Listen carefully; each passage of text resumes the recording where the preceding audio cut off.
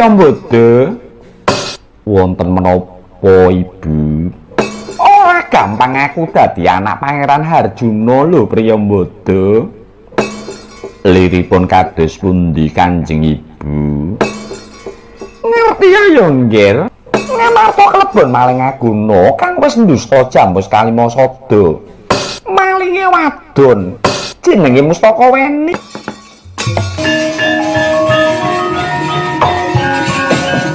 Lah niki pripun Den? Wong nyatanipun kula nggih lali tenan kok. Wis aja kuwatir Witruk. Aku tetep bakal budidaya ngupadi Dewi Mustaka Weni supaya enggal kasembatan nggonku bisa nyekel maling aguna. Aku bakal ngatur Yang Peremban Purnama Jati Witruk.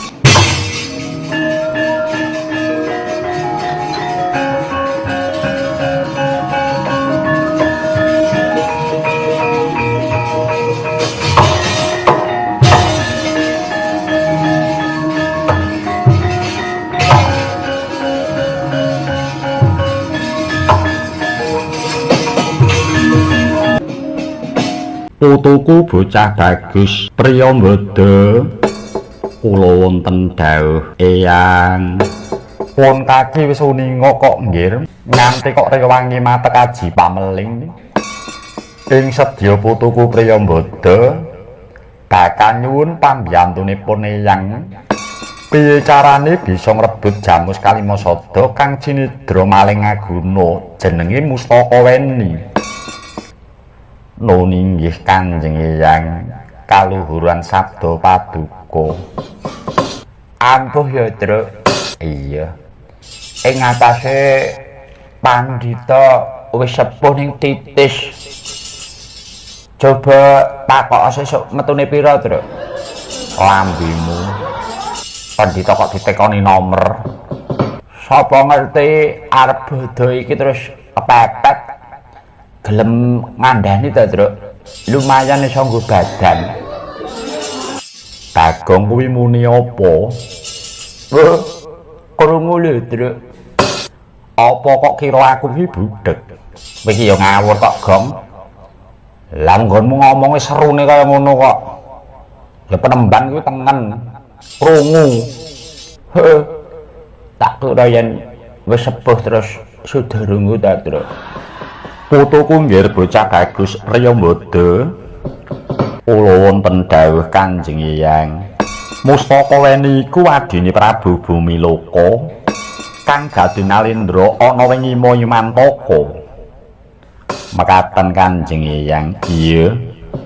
Prabu Bumiloka kuwi putra suwargi Prabu Niwata Kawaca. Nuwun sewu Penemban. Petro ana apa? Dados Mustaka Weni niku kakang adi nggih menawi kalian Prabu Bumiloka. Iya. Kuwi putrane Prabu Niwata Kawaca. Kula nggumun lho Penemban. Nggumun piye? Prabu Niwata Kawaca niku ratu buta sing rupane mengengeh. Nggih to? Iya. Lah kok gak ada anak wedok ayu men. Jan Mustaka Weni niku kinyis-kinyis.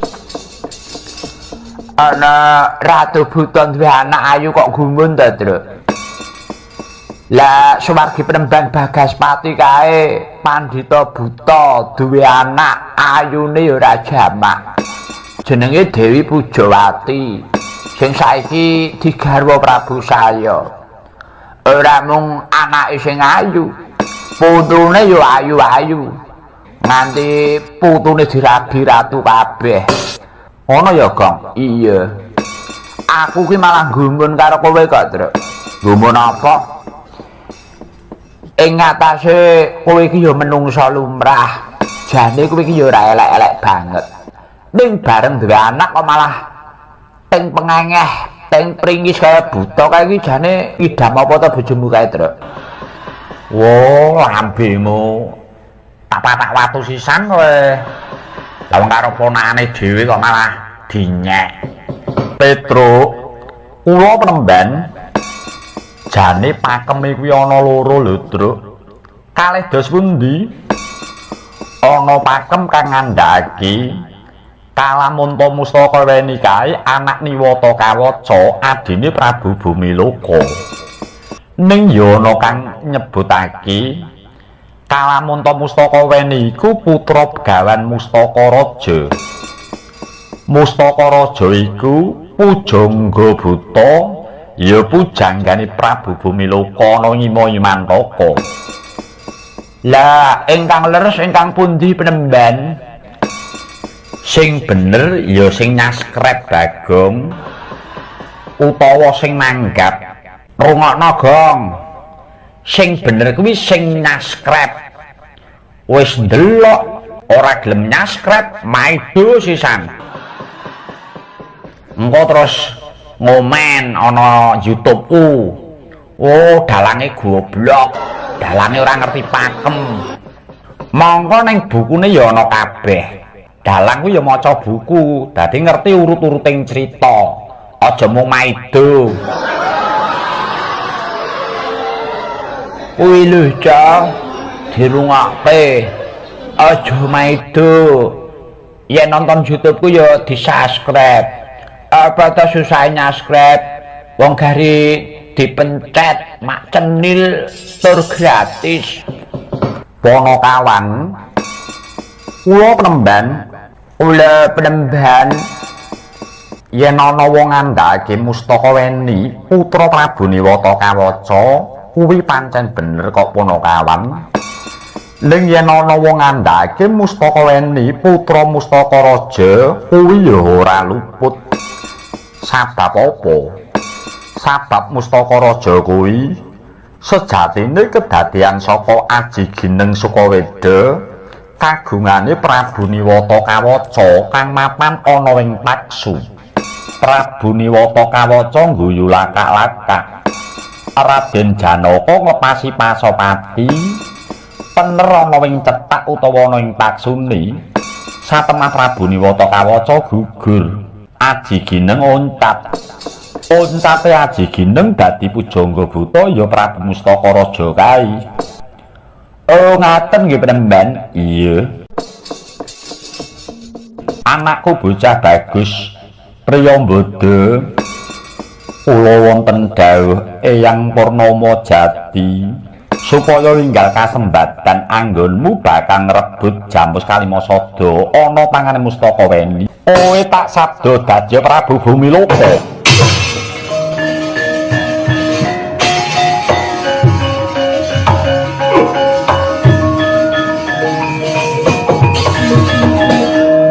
Kuwinggir gegambarane Prabu Bumiloka.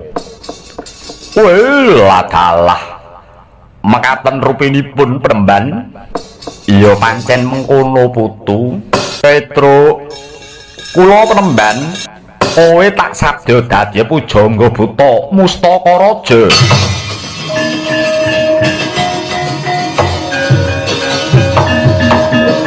Sampeyan niku dandane wong kok sak penake wudele dhewe. Kula niku pun elek kok disuwak. Saya elek niku pripun peremban? Mbok nggih kula niku disabda dados primus. Primus kuwi sapa ta, Tru? Kuwi lho, pemain sinetron sing bojone Jihan Fahira. Sing ganteng kae lho, sing saiki kerja ning DPR kae. Primus kuwi duduk kuwi. Primus kuwi pria muka setan. Ya kaya kowe kuwi. Oh, lambemu. Bagong. Kula penemban. Kowe uga tak sabda. Mbok pun boten sah. Kula tak tetep dadi Bagong mawon.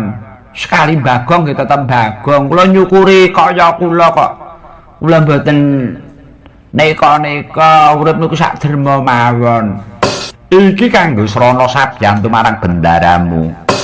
Lah kula ajeng disabda napa? Kowe bakal tak sabda dadi patih kumandang garba.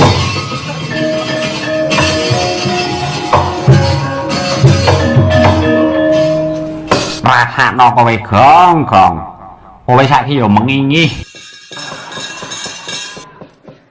padha eleke ning nak patih terus mengko pikajeng menapa Kanjeng Eyang dene kula dipun dadosaken Prabu Bumi Loka Petruk dipun dadosaken Mustaka Raja dene Bagong dipun sabda dados patih kumandang garba foto kunggir kanthi kowe pewujudan Prabu Bumi Loka gampang nggonmu ngrebut Jamus Kalimasada layang kula kalih Bagong niku fungsinipun apa penemban sumurupa ya Petruk anane kowe tak sabda dadi Mustaka Raja Bagong tak sabda dadi patih kumandang garba ben Mustaka weni ora cubriya wis nggir Priyambada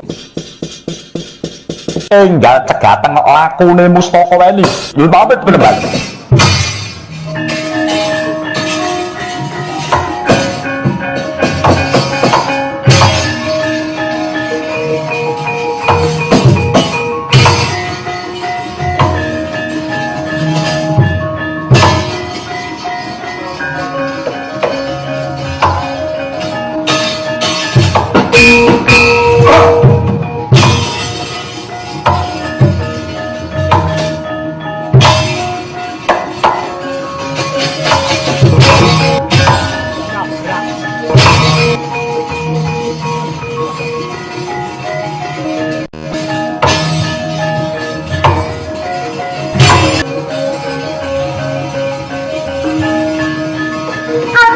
Adik Budi, wah, adikku wong manis. Oh,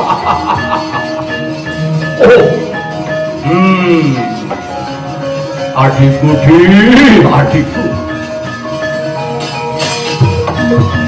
Mustaka weni dadi pangarep-arep kowe Yayi tak enteni kowe ora bali-bali to Yayi mulane pun kakang sumusul kowe Mustaka weni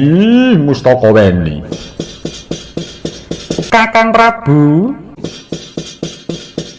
piye wong ayu Kakang Prabu ora sadadak ngumatirke adimu iki aku wis entuk gawe kok Kakang Prabu weh ladalah wah kowe wis entuk gawe iya Kakang lah saiki Jamus Kalimasada ndi Yayi iki wis tanggo cunduk Kakang Prabu Mustaka weni ana apa Kakang aku kepengin nyumurupi kaya ngapa wujude Jamus Kalimasada Yayi Mustaka weni iki wujude Jamus Kalimasada enggal pirsanana Kakang Prabu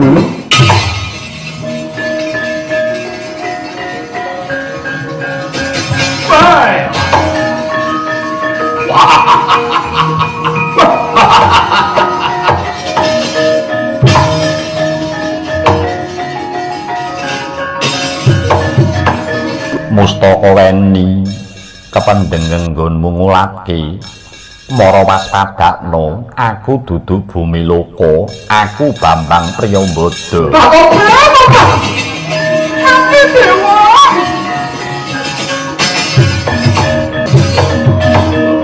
Tobat kowe sapa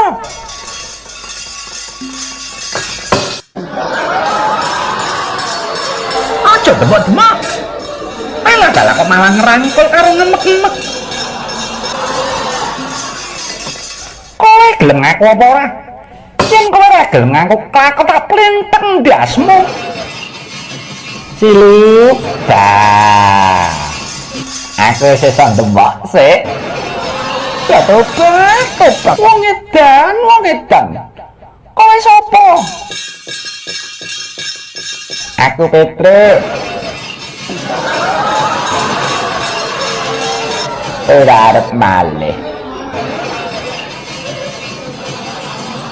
aduh Ndara Putri iki lho kamu ngomong ojo jawe-jawe tak watu raimu piye Gong ora entuk gawe Truk aku lagi arep ndemok wis disiapke watu ati plinteng ndasku wah kowe ora tegel kok nah kowe wis entuk bokong tak tulit-tulit. Lah ora keduman aku. Cak bagus kowe sapa? Bambang Priyambada kekasihku. Ayo kowe kudu ngaku kalah. Manuta tak bondo tanganmu, tak sowanke pepundhenku Pandhawa. Aku durung kalah Priyambada, tobat.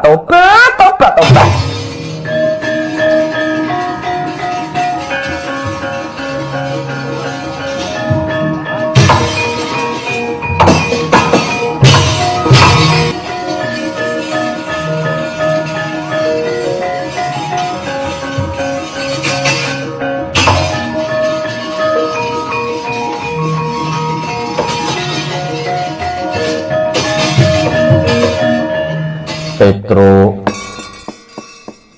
kula Den wangune Mustaka Weni pancen putri Kang Sekti Mandraguna. Inggih Gus, bisa mimba warna-warna. Inggih, menika lakar leres. Dados Mustaka Weni niku pancen saged mancala putra mancala putri kok Den. Kang mangkono Petro kanggo nyelametake Kalimasada, gawaneng Klimasada iki Petro. Oh ngaten? Iya. Ning ya kuwi. Pripun? Yen nganti Kalimasada ilang saka tanganmu, ijole gulumu Petro. Dipikir sik, Truk, aja waton gelem. Yen nganti Kalimasada ilang saka tanganmu, ijole gulumu. Pikiran sedilongkas kuwi bodho. Apa kelakon kowe sesuk bodho ora duwe gulu? Omahmu akeh tamune. Apa bakale kowe nampa tamu tanpa ndas to, Truk? Wo malah meden-medeni Bagong kuwi. Ning ngene lho, Gong. Piye, Truk? Awake dhewe iki jejere Panakawan. Wis suwe awake dhewe kuwi sing diarep-arep pamirsa Panakawan, gara-gara. Kowe ngerti apa ora tegese Panakawan? Ora iki. Piye?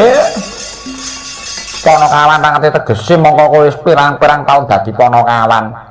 Pana kuwi awas, kawan kuwi kanca. Tegese awas marang kanca, kudu ngerti marang kancane. Dina iki kancaku lagi ribet. Aku ya kudu melu ribet. Aku arep ngenteng-ngenteng ki marang bendaraku. Ya wis, nek niatmu pancen kaya ngono ya wis sing madhep-madhep. Aku ora wedi mati. Sesuk mati, saiki ya mati. Syukur, Truk, yen kowe ndah mati, Truk, aku melu seneng. Oh, pujimu elek. Seneng yen aku mati. Arep ngrabi karo Mbak Yumu napa piye? Mbak Yumu anyar iki arep kok rabi. Landangane ijen kademen. Inggih, Den. Kula betane jam Kalimasada menika, Den.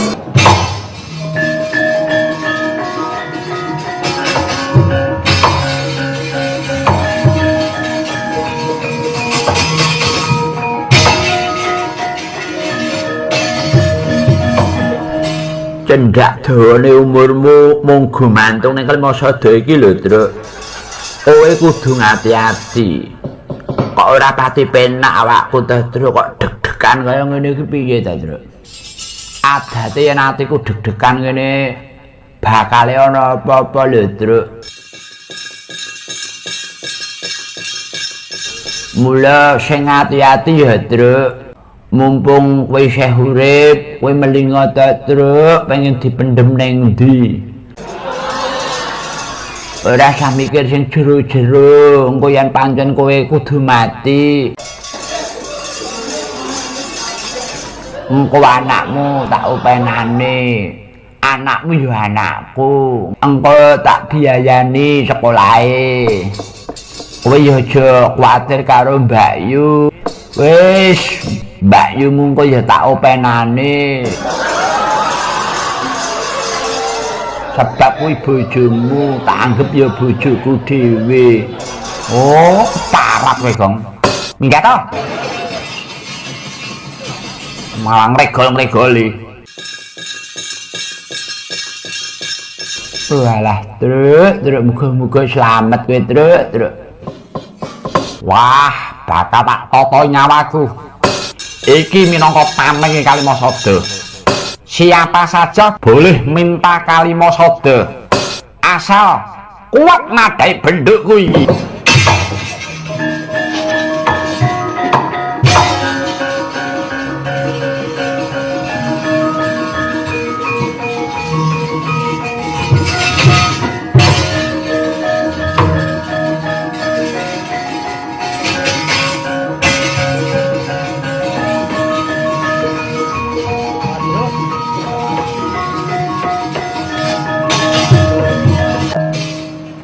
Ndara Sri Kandi niki.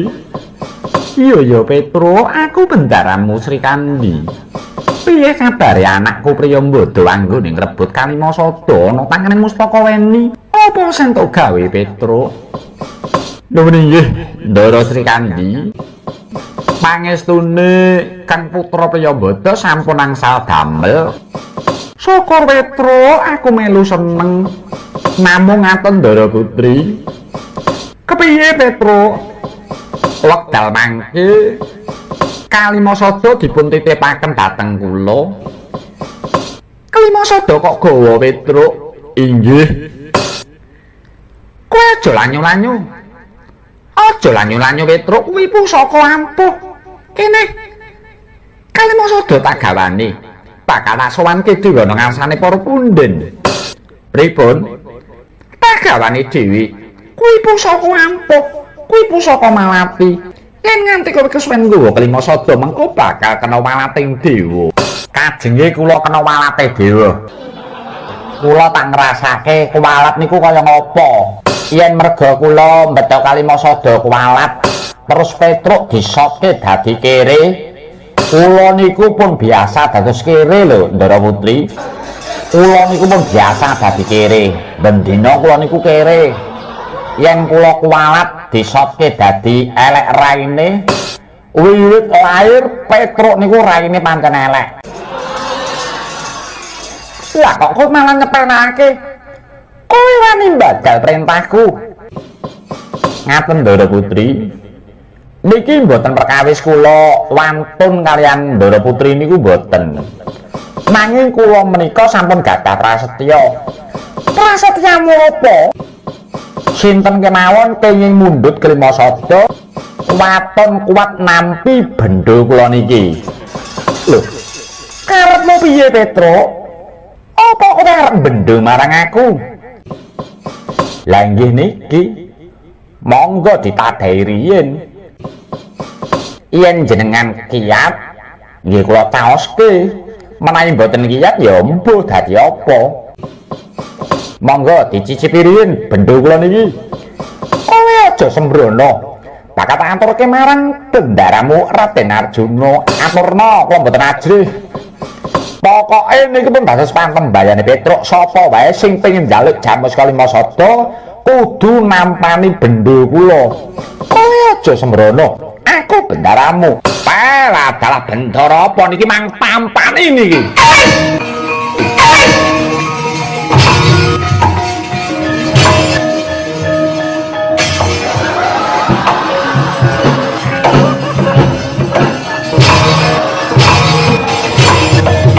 Iki yo tunggale lathok dasmu.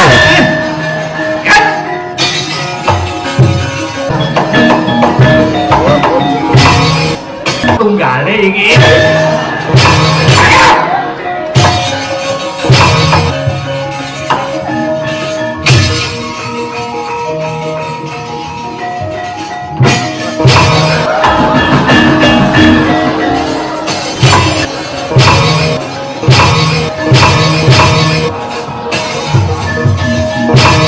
Welah, saya abot iki. kae mau membo mung sak bendaraku. Lah kok malah disusul mertuaku. Pak, lah kok tindak mriki? Iya, Truk, aku nyusul kowe, Truk. Enten apa? Kowe kuwi jan mantu kurang ajar kok, Truk. Ana kowe ndang arita ndang sombareng sapine kae gembrak-gembrek wedhuse, Truk. Weh, lah iki bapakku tenan iki. Wong ndak dina akon aku kon ngarit karo nyomber sapi. Inggih, Pak, mengke kula tak ngarit. Ning kula niku nembe repot. Wangdamu kaya pincuk ngono wae kok repot ta, Truk. Kaya gajimu kuwi gedhe-gedhe ya, Truk. Ngopeni putuku karo bojo kowe kembang kempis dina mangan sedina ora. Kok kan mulih ngopeni sapi, ngopeni wedhus kok dadak repot. Mantu ra urus. Gelem anakku ora gelem nyambut gawe, ora gelem ngopeni wedhusku. Mboten ngaten, Pak. Kula niku purun, ning kula nembe pikantuk kewajiban saking ndara kula. Kula entuk kewajiban apa ta, Truk? Ngaten lho, Pak.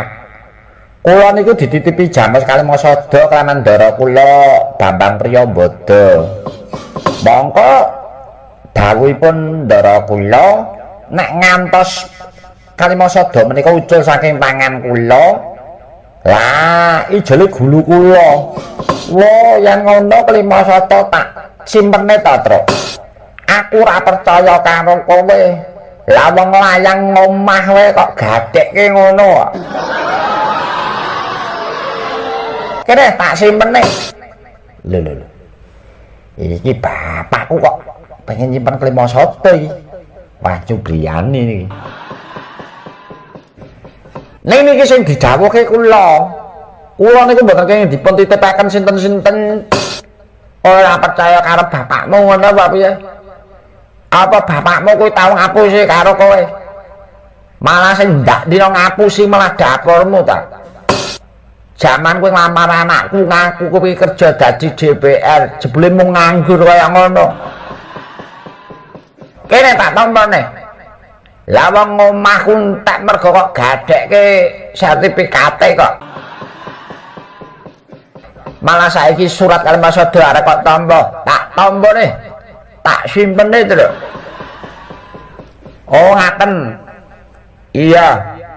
Bapak ajeng simpen Kalimasada niki. Iya. Nggih. Angsal. Ning ijole niki. Lho. Kowe kok nyekel arek to, Truk? Arep nggo apa? Aku melatok di asmu.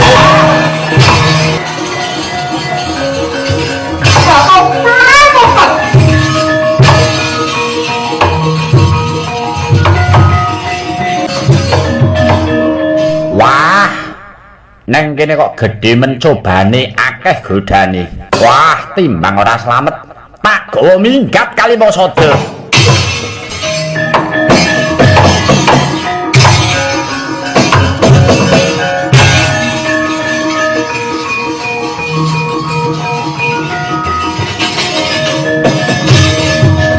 Bambang Priyambada, ana apa mustaka weni? Balekno Kalimasada. Kasembadan sediamu waton kowe bisa ngalahake aku. Palepasi jembaring klakat kuwi ndundhu mustakamu Priyambada.